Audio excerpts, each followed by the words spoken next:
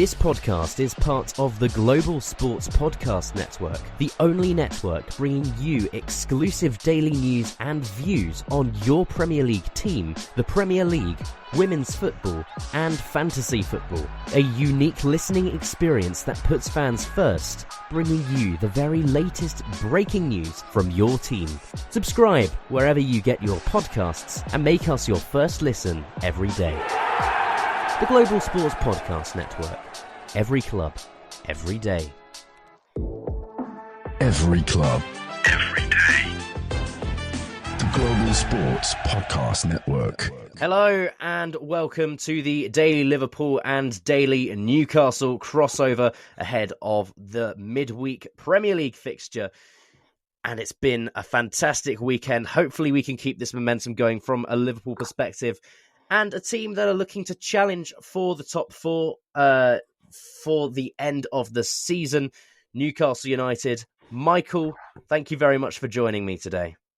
No problem. Thank you very much for having me. How are you doing? Yes, great. It will be a big match for Liverpool because it's the first one coming out of probably the biggest match from our perspective of the season. Going for the title now, and it's the first time as a Liverpool fan that I felt that we are probably going to win the league for sure. That's really how I feel. This is the first time I felt that way after that match. But we'll get into those sort of questions later. We'll talk about this match. You know, Liverpool versus Newcastle.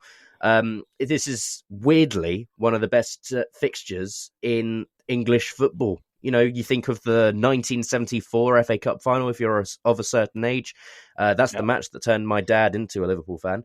You think of the 4-3 Collymore in 1996. And even in recent history, Fabio Carvalho, the 97th minute goal at Anfield. Darwin last season at St James's Park after Van Dijk getting sent off. And this season, even the what was it, 3-3 draw, 2-2 draw, whatever it was. 3-3. 3-3 at St James's Park.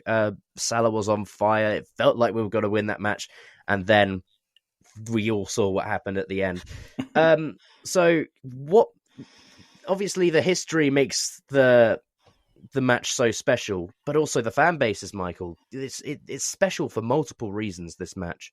Yeah, 100%. I think it's one of those matches where, because you've got two working class fan bases. Football's everything for Liverpool fans. Football's everything for Newcastle fans. And although Liverpool have had a lot more success than Newcastle in recent years, it's two sides who, realistically, when the football team's on form, the city's pumping and every single person in the city is happy.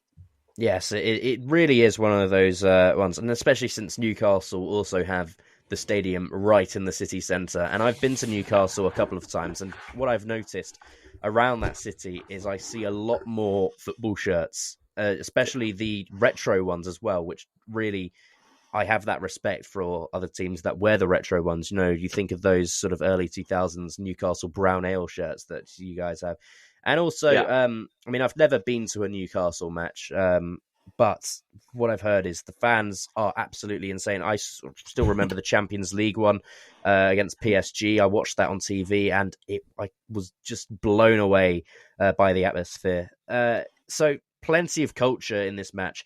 I like asking this question to the people I have on the Daily Liverpool crossover. And you can ask the same question to me afterwards. If you could have one player from Liverpool in the Newcastle team, who would it be and why? How many people have said Mohamed Salah? I think it's usually one of two players, and Mohamed Salah is one of them. Yeah, I would have to say, with this Newcastle side at the moment, Mohamed Salah's a given. Our right wing is quite weak.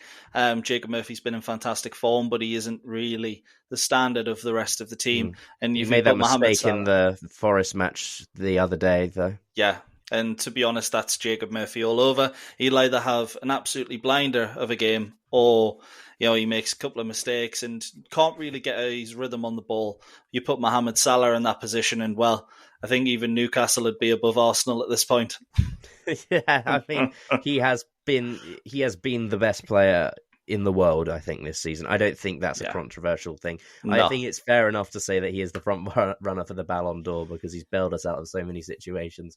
But, I mean, it's an exciting one as well, and it's coming at a crucial time for both Liverpool and Newcastle. It's a crazy situation for that sort of area of the table where all teams got like 5 teams, I think, at the moment, all fighting for the top 4. You got Forest in 3rd, and Newcastle just sort of on the outside of it. Man City in 4th, and I mean, it's a crazy situation. What to Newcastle would be a successful season at this stage? I think it all depends on which, again, Liverpool versus Newcastle, the cup final in the Carabao Cup. If Newcastle go on to win that, fans would probably be satisfied with finishing in the Europa Conference League, which, to be honest, still sounds big for a club that's been in Europe once in the last 11 years. But when you look at the players we have, it's almost to be expected when you have Alexander Isak, Bruno Guimaraes and Sandro Tonali. But what I would say, if we do end up losing out in the Carabao Cup final, top 5 is a must for Newcastle, just because Champions League qualifications allows you to keep those players that I've just mentioned. And for many Newcastle fans, that's what would be a successful season. So we'll talk more about Newcastle in just a moment. But before that, let's hear about our sponsors, Bioniq. Your body is unique.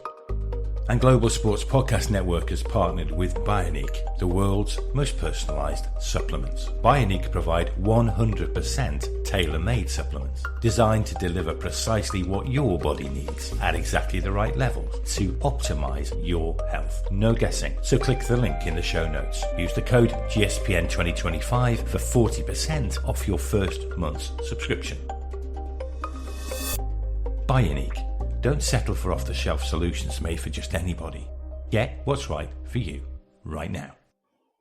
So I'd like to talk a bit more about Newcastle now in this segment. You touched on the Carabao Cup final. This almost feels like a curtain raiser 100%. for the final. I'd like to know, from a Newcastle's perspective, what is more important to you? Would it be winning the Carabao Cup, or would it be the Champions League? Because also think about this. I know Newcastle haven't won a major trophy in a number of years that I can't think of off the top of my head. But the Champions League, if you qualify for that, you're allowed to spend more of your money. And also in what's going to be a crucial summer transfer window for Newcastle. Yeah, 100%. I think the answer, we were in a similar scenario 2 years ago when we played Man United in the cup final, and a lot of fans said then they would take Champions League qualification over the cup final win. I think that changes now. We've had a taste of it. We've played Borussia Dortmund, Paris Saint-Germain, AC Milan, and we've played well against 2 out of the 3 teams, let's say. But we lost the cup final, and if you ask anyone what they remember from that year we finished 4th, it's losing the cup final. And I do think, though, just a counter-argument, though, in that Champions League group stage, you were incredibly unlucky with a couple of refereeing decisions that ultimately changed the outcome of that group stage. Yeah, absolutely. Next season, you're going to have 8 matches rather than 6, and it's going to be a bigger league, therefore giving you more likelihood of going through to the knockout stages, and also more likelihood of playing at least Europa League football if you don't qualify out of that sort of middle part of the table. So that is something to consider. Yeah, I mean, it's one of those things where, if I'm honest, I kind of want us in the Europa League / Europa Conference League, because if you look at the teams in it, Newcastle have a bigger chance of success. I'm not deluded enough to say we'd make it to the quarterfinals, to the semi-finals of the Champions League and potentially going to win it. But if you win the Carabao Cup, let's say, against Liverpool, and then you go on to the Europa League anyways, you're playing 8 games against teams in the Europa League, and you've got that better chance of success in bringing home a UEFA trophy to Newcastle, which 1969 Fairs Cup, that's the last time we've had any sort of success. So being able to bring home a trophy of the Europa League standard, even the Europa Conference League standard, it's what people laugh at, but West Ham United, it's completely changed the mentality of their club winning that. And sure, they haven't done great since, but what a memory that would be. And having that for Newcastle, I couldn't dream of anything better. Fair enough. And also, as it stands, you are in a Europa League spot, just behind Manchester City on goal difference, and that's what's preventing you from getting into the top four at the moment. 12 matches to go, still a long way to go. But what to Newcastle would be a successful season at this stage? Yeah, I mean, I touched on it before, that finishing top five, with the way the UEFA coefficient's looking, with Italy struggling so much in the Champions League, it's that England are going to get those 5 Champions League spots. So Newcastle were expecting to finish behind Liverpool, Arsenal, Manchester City even. Finishing 4th or 5th, that's a successful season in the league. Even 6th, which gets you into, I imagine, what would be the Europa League, 7th Europa Conference, because you'd imagine both Liverpool and Newcastle are going to be in that top 7. Yeah. So it's one of those. It also depends on who wins the FA Cup as well. But yeah, it's still on to your point. Sorry. Yeah, us and Manchester City. It's one of those where in the FA Cup they're the 2 favourites, but a lot of the big names have been eliminated.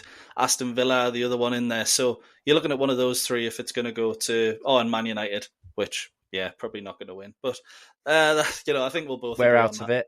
We're out of it. Arsenal are out of it. I think Forest might even be the favourites at this point, which is almost crazy to say before the season. But, I mean, it has been...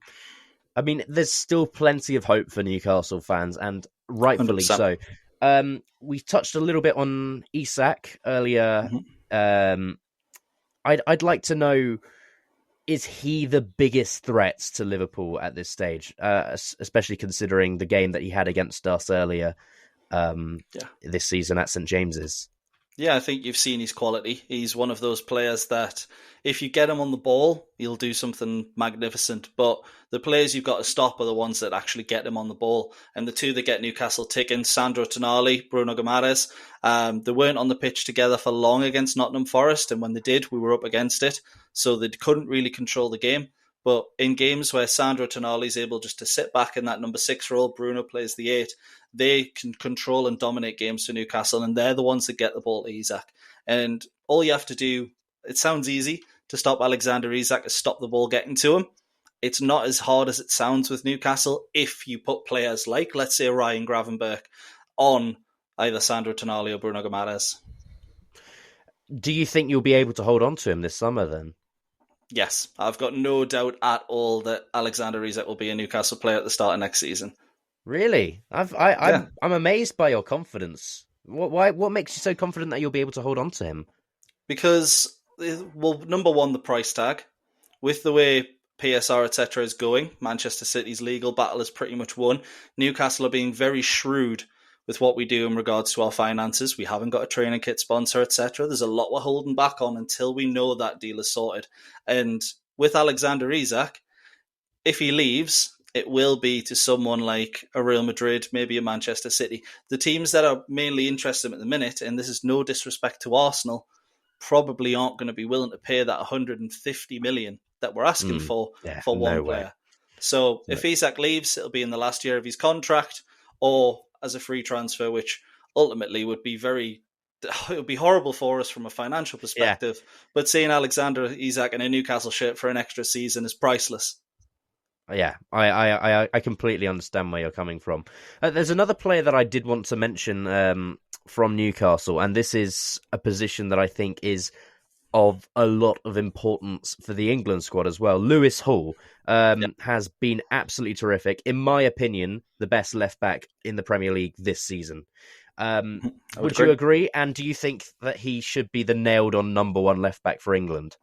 100%. Lewis Hall is a young talent at left-back that we've never seen at Newcastle. I think one of the best left-backs we've had is Jose Enrique, who went on to Liverpool and didn't do that well.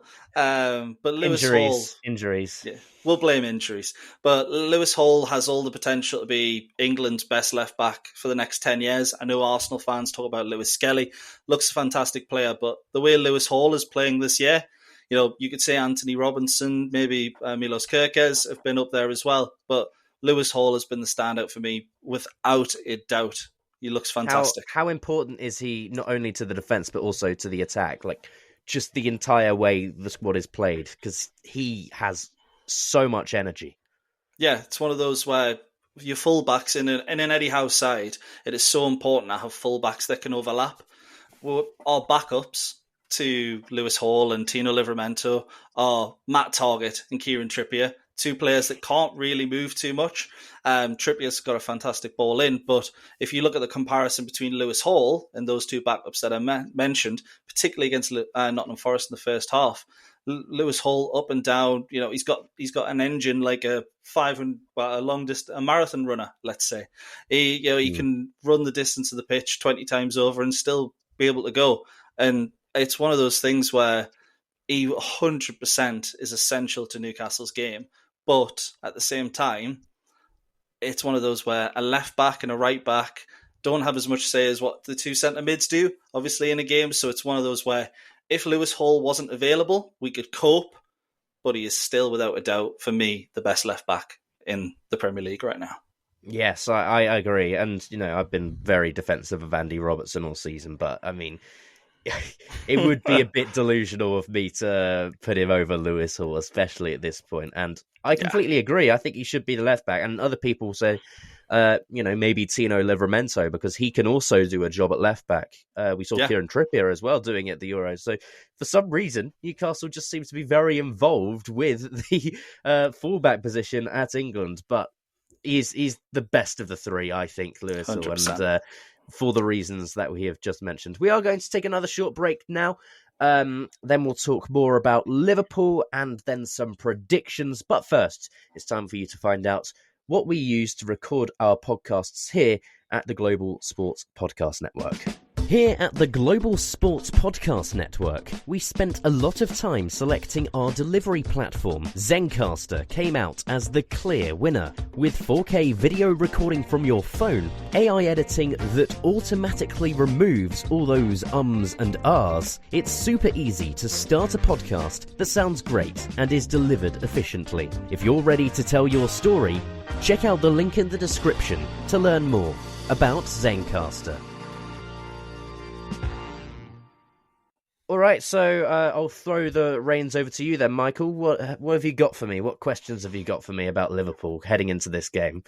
Good stuff. So the talking point after the Manchester City game was Mohamed Salah and how close he is to breaking that goal and assist record in the Premier League.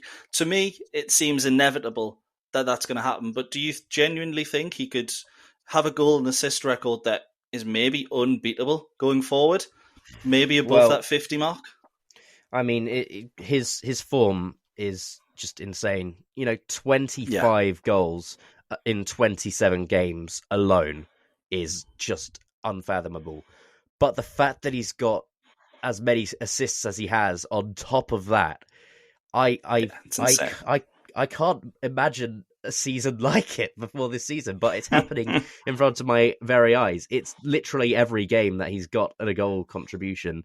And it's such an exciting time to be a Liverpool fan because, I mean, for the first time in my lifetime, there has been a Liverpool player with a very good chance of winning the Ballon d'Or. I mean, the last time this happened is probably around 2005, 2006 when Steven Gerrard was at his best. And before that, probably Michael Owen in 2001. But Salah is just an absolute legend already at the club. He's well and truly cemented himself in the list of the all-time greats, and in my opinion, the best right winger in Premier League history. Best winger, that's a bit of that's another topic for another time. I still think Henry on the left is a little bit better. But if Salah beats that 20 goals and 20 assists record from Thierry Henry, then we need to have serious talks about the greatest ever. Do I think it will happen? I mean, if he continues like this, I don't see why not, because we've still got 11 games to go. And he is ridiculous. And if there's anyone capable of it, it's him. Yeah, 100%. I think it's one of those where it says a lot about Arne Slot that Mohamed Salah has not just been able to continue that form he had under Jurgen Klopp, but actually improve on it, particularly as an older player. Last year of his contract, you would see so many players' mentality bit down, thinking about the next move. Not Mohamed Salah, and I think that's a credit to both Arne Slot and the player himself. But one player that I do want to talk about who, to me, I think he's been a bit of a revelation this season, and that is Ryan Gravenberch. I think it's one of those where no one expected him signing from Bayern Munich to have the impact that he has. But would you say he's been one of the greatest in his position this season, if not the best? I think so. I mean, I do think Alexis McAllister has had a very underrated season as well. Ryan Gravenberch is so important to this system because he plays in that pivot. He's amazing going forward on the ball. And, before he came to Liverpool, he was a number 10. So that's why his dribbling is so good. But for him to be doing that from deep and moving between the lines, there are very few players who have the confidence to try that. And also, Ryan Gravenberch is quite young as well. So I never expected this. I don't think anyone expected this, but it's been very welcome, especially considering the fact that we didn't get Zubamendi in the summer. So it's a position that we definitely needed strengthening. But with this transition for Gravenberch, it doesn't seem like we do anymore. Because we've got Gravenberch, we've got Endo, we've got McAllister, and we've got Morton and Nioni, who are youngsters as well, coming through. That's fine. We're sorted. Curtis Jones as well. I didn't even mention him. So it's a position that we don't really need strengthening anymore. I still think we could do with some defenders. But it's been a brilliant season for our midfield. And that's the biggest change to Arda Slot's Liverpool from Jurgen Klopp's Liverpool for me. 100%. To be honest, it's fantastic to see because he was written off during his time at Bayern Munich, and to be honest, maybe quite foolishly so, and he's done a fantastic job since signing for Liverpool. But one area where Liverpool perhaps haven't been as strong as what you would maybe expect this season has been set pieces. Now, scored one at the weekend, brilliantly worked, but so far this season... for what I'm seeing this season, only Fulham have actually scored less set-piece goals than you this season. Oh, wow. So is that something that you have noticed going forward? Maybe corners and free kicks aren't as impactful as what they maybe have been, despite having Van Dijk and Konate, as those two aerial options. Yeah, I think that's fair, and I had no idea about that stat. I thought that our set-pieces were sort of, normal, but could be better. But after hearing that stat, that's now given me the reason to want more. Because, like you mentioned, Van Dijk and Konate are two players that are incredibly capable of winning headers in the box. Van Dijk, we've talked about him constantly, about the fact that his headers are like every duel he wins, and he's so clever because he can judge a ball. And growing up, he played as a striker, so he has a little bit of a sort of goal scorer's instinct in him. The only trophy we won last season, the final against Chelsea in the Carabao Cup, scored the winner, he scored the winning header in that one. Yeah, and he also scored another header from a set piece in that game that was wrongfully disallowed by VAR. So I don't think that we should be that low. I think we need to improve on our corners, definitely.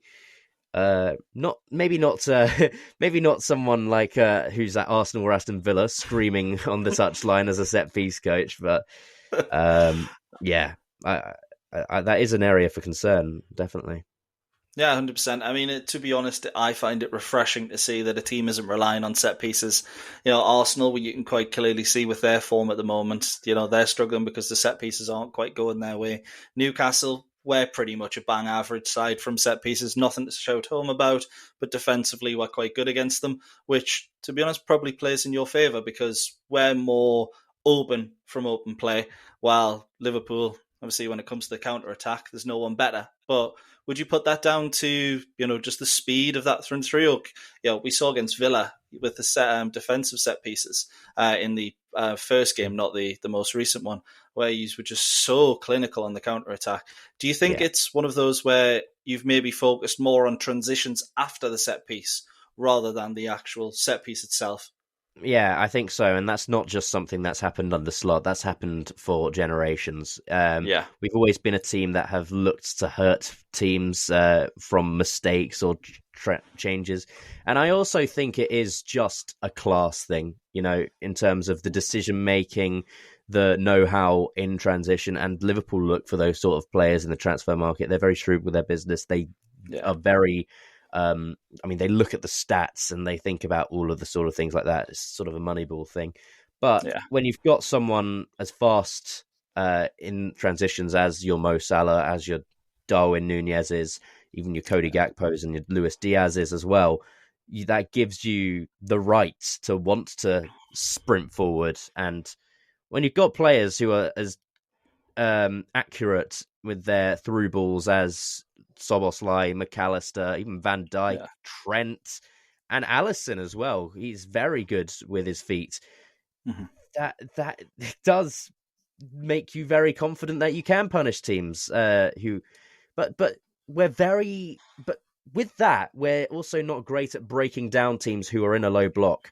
And we struggle, even with Plymouth, we struggled there because they just sat back the entire game, had 5 at the back, 3 massive centre-backs in the box. And I think that's a massive strength in Newcastle. I mean, we didn't see it on the weekend, and I actually thought Newcastle were quite poor in the second half from getting the ball out from set pieces, actually, that we mentioned earlier. And I think that is a huge weakness in Newcastle's game from watching that game. But we are much better in an open game. And I think if it is a cagey affair, then we will struggle. No, to be honest, I tend to agree. The way we've beat Arsenal this season, we've played them 3 times, haven't conceded a goal, 3 clean sheets, 5 goals. And I think the way we've done that, obviously the last game we played 5 at the back, we had those 3 centre-backs, much like Plymouth did against you guys. And I think we would have seen the same on Wednesday if fitness was up to scratch. But unfortunately, it looks like Sven Botman will miss the game. Might be back for the cup final, so maybe we'll see the 5 at the back there. But I think on a Newcastle perspective, what you saw at the weekend was really missing that Rolls-Royce defender that we call Sven Botman. And Dan Burn, Fabian Schär, brilliant players, but not quite at that level. But there is just one question that I thought I'd end on, and it is a bit of a cheekier one, is the title pretty much done now? Can we just wrap up that side of the Premier League? Do you know what? This is the first time all season that I've said yes. Yeah. And I think, I'm someone who's very cautious about my answers because of my past trauma against Manchester City, when they've pipped us to the title by 1 point. And obviously the slip that happened, the infamous Gerrard slip that happened 11 years ago, that's made me a bit cautious and a bit reluctant to properly go out on a limb and say it. But I think, the way that Arsenal played against West Ham is not a team that should be threatening us for the rest of the season with this points deficit now. I know we've had a game in hand, but even if they win their game in hand on us, that's still 8 points. And from 11 games to go, it just doesn't seem that likely. Liverpool need to get to 90 points now. We've got 20... So that's 26 points to get there from 11 games. If we win all 11, that's 33 points, and that means that we can afford to drop 7. For 11 games the rest of the season, that just doesn't... That seems like a very nice cushion to have. 100%. So I think we'll do it. Yeah, 100%.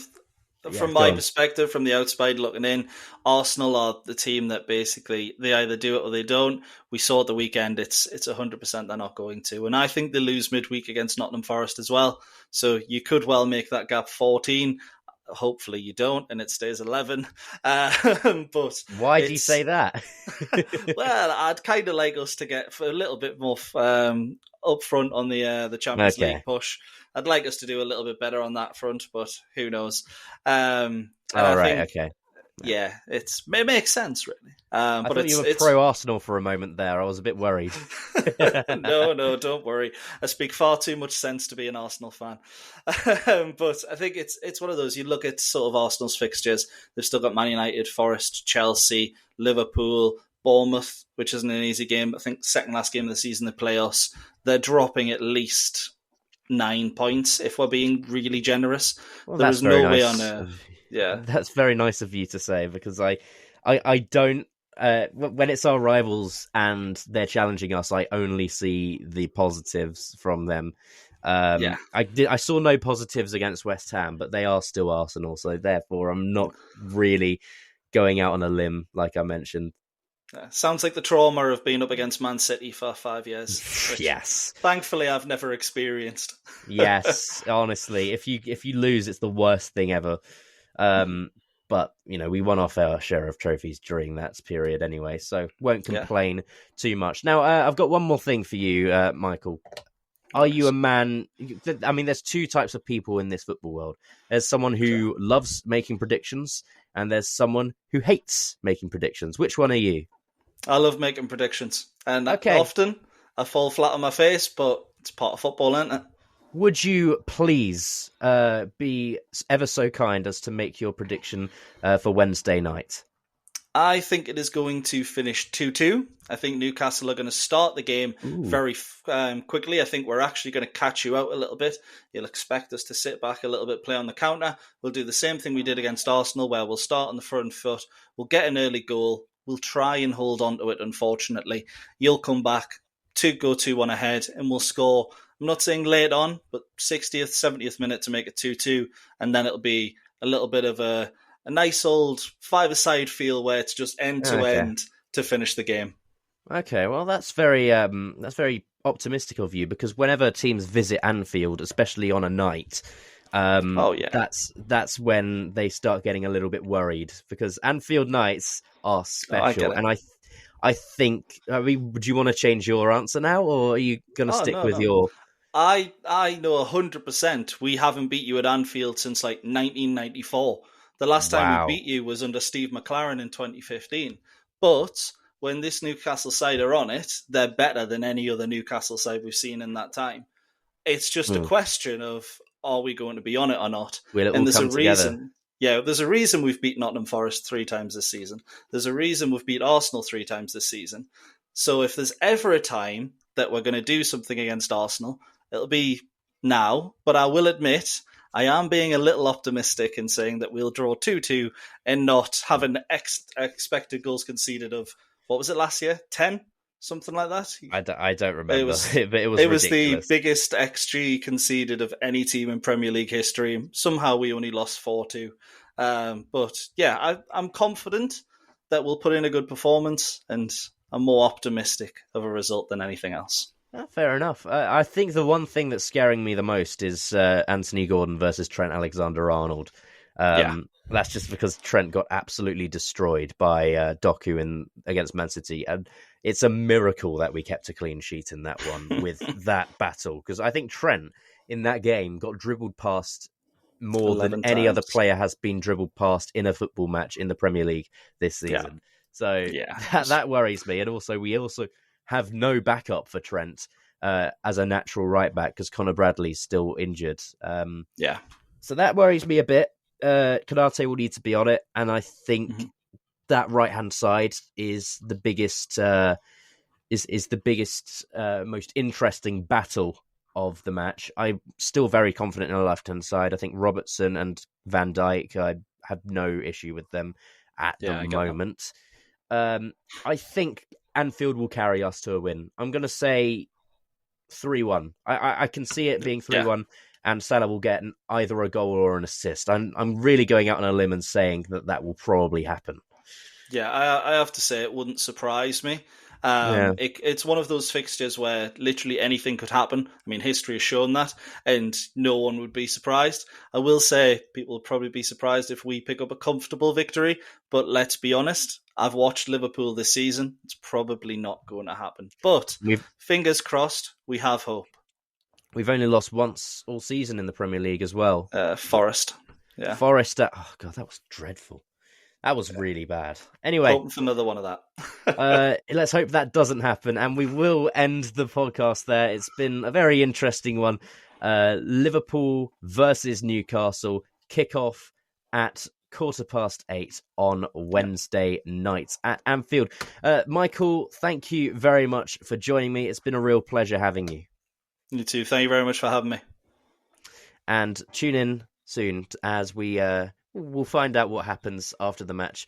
Join us tomorrow for our review. And if you're on the Newcastle podcast, enjoy whatever they're doing. See you later. Ta-ra. Every club. Every day.